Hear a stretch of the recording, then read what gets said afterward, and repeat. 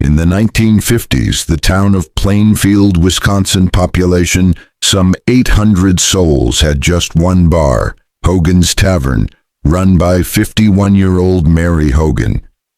One afternoon in December 1954, she went missing from the premises, and a farmer entering the empty tavern found a pool of fresh blood on the floor. He at once telephoned the sheriff, who arrived a few minutes later with 3 deputies. They found a single shell from a .32 rifle on the floor and a trail of blood leading through the back door, across the snow-covered car park, to where a pickup truck had stood. No trace of Mary Hogan could be found at the time, and the case remained unsolved for 3 years, until sheriff's deputies found horrifying evidence at the home of local man Edward Gein.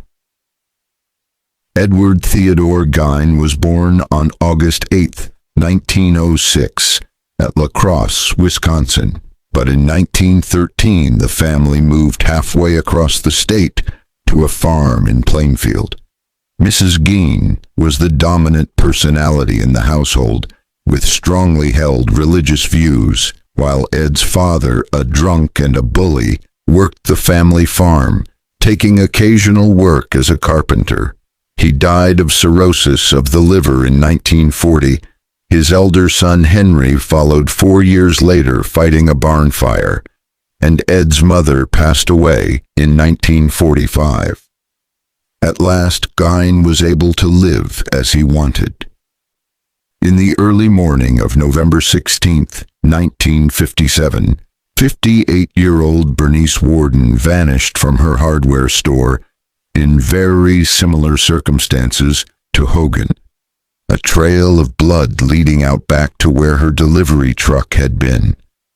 Bernice's son recalled that local handyman Ed Gein had mentioned the previous day that he needed antifreeze, and a sales receipt for antifreeze in his name was found in the store. Deputies set out for Gein's home to inquire after the missing woman. What they found there would be relived in their worst nightmares for the rest of their lives. It was the first day of deer hunting season, and hanging by the heels from the rafters of a lean-to behind the house was the headless body of a woman, flayed and disemboweled as if it were a newly killed deer. The house itself was in a state of indescribable squalor. In the kitchen, piles of clothing, unwashed pots and pans, and crusted plates were covered with mold. Standing around was a collection of human skulls, some split into 2 to make feeding bowls, and a row of dentures was ranged along a shelf. Bernice Warden's head sat there with twine attached to her ears, as if ready to be hung up like a gruesome ornament, and her heart was in a pan on the stove. In a cup on the table were 4 human noses, and a pair of lips hung from twine at the windowsill.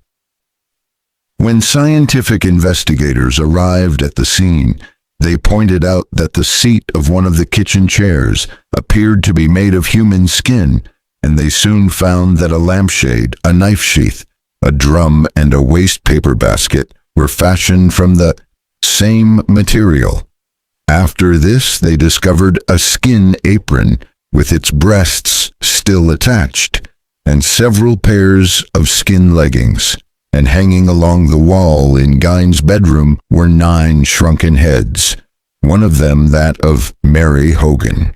The basement was a slaughterhouse, with decaying parts of bodies hanging from hooks, and dried blood and human entrails covering the floor. Taken to the jailhouse, Gein at first refused to say anything, but on November 18th, confronted by the local DA, he gradually confessed to the 2 murders, together with a slew of grave robberies.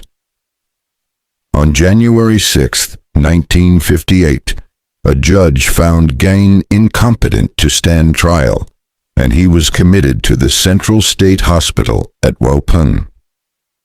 It was a decade later, in mid-November 1968, that his case was eventually heard.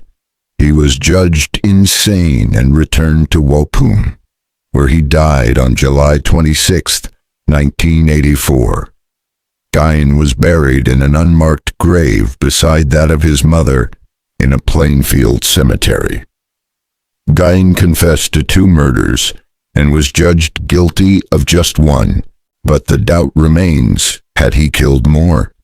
The death of his brother Henry remains in question, but there were others, such as 2 men who inexplicably disappeared at a time they had hired Gein as their hunting guide. The jacket of one was found in the woods near Plainfield, and although Gein claimed to know the whereabouts of one body, a killing that he said was committed by one of his neighbors, the matter was never followed up by the police.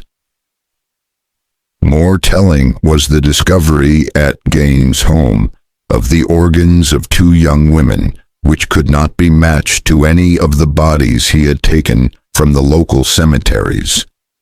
The names of 2 possible victims have been proposed.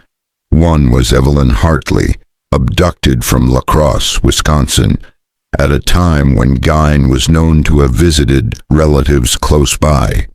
A trail of blood was found leading from her home.